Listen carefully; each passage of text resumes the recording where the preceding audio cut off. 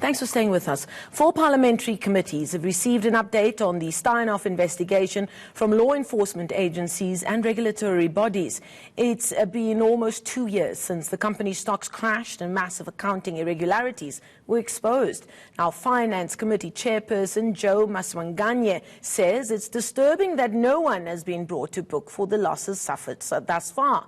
Our reporter Lindsay Dentlinger has been tracking that story for us, and she joins us now from our Cape Town studio. Lindsay, thank you so much for joining us. Now, how far are these criminal investigations into the Steinhoff matter?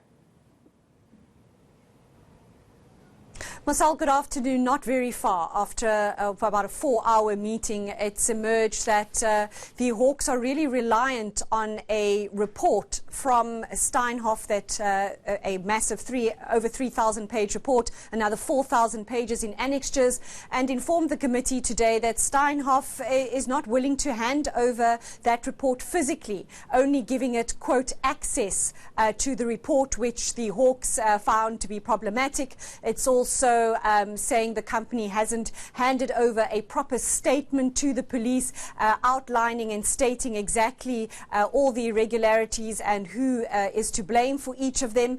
And the NPA saying that this is really the most complex matter the National Prosecuting Authority has ever had to deal with.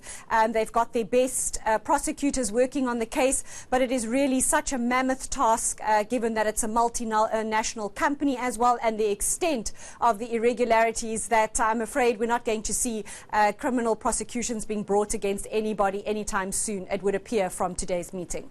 And what are we hearing, if anything, from Steinhoff? Can they explain the situation?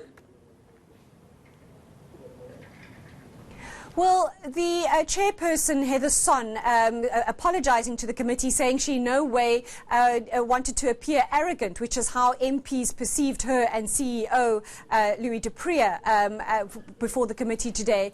And she said really that their main aim was to keep this company afloat. MPs, as you can imagine, very concerned about the billions of rand in pension money that was invested in that company.